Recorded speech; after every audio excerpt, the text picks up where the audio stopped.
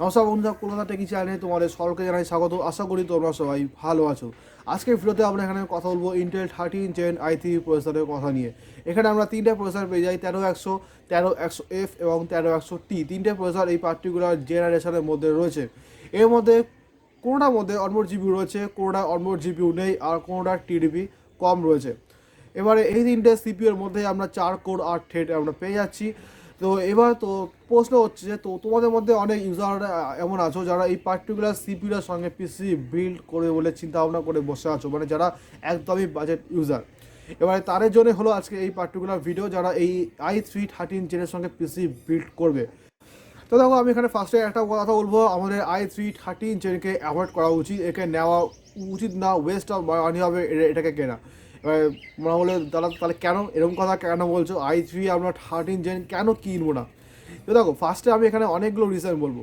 প্রথমত হচ্ছে যে দেখো, 12 Gen i3 আর 13 Gen i3-এর মধ্যে কোনো ডিফারেন্স নেই। এদের মধ্যে জাস্ট 100 মেগাহার্জ ক্লক স্পিডের ডিফারেন্স রয়েছে। মানে দুটোকেই যদি সাইড বাই সাইড যদি কম্পেয়ার করো, তাহলে দেখবে যে i3 12 জেন এবং i3 13 জেনের মধ্যে কোনো ডিফারেন্স নেই। শুধু একটা জায়গায় ডিফারেন্স, i3 13 জেনের সিপিইউ এবং জিপিইউ 100 মেগাহার্জ বেশি ক্লক স্পিডে রয়েছে।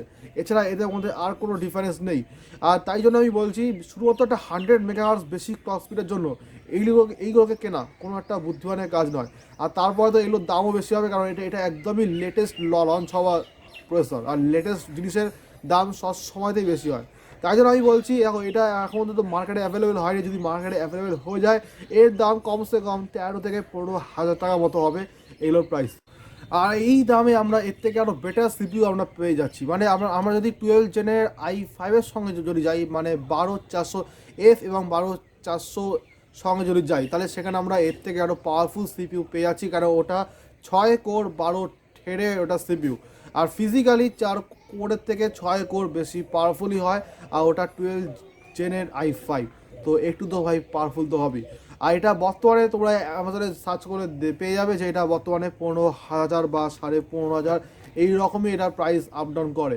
তো আমি মনে করি যে 13 Gen i3 নেওয়ার থেকে 12 Gen i5-এর সঙ্গে সিস্টেম বিল্ড করা এই পার্টিকুলার বাজেটে, আমি মনে করি ওটা সব থেকে বেশি বুদ্ধিমানের কাজ। তোমরা যদি বাজেট অ্যালাউ করে যে 15,000 টাকা খরচা করে তোমরা একটা সিপিইউ কিনতে পারবে, তাহলে অবশ্যই বলবো যে 12 Gen i5-এর সঙ্গে যাওয়া উচিত। যদি গ্রাফিক্স কার্ড দিয়ে বিল্ড করো তাহলে 12400F-এর সঙ্গে যাও, আর যদি গ্রাফিক্স কার্ড ছাড়া যদি বিল্ড করো তাহলে 12400-র সঙ্গে যাও।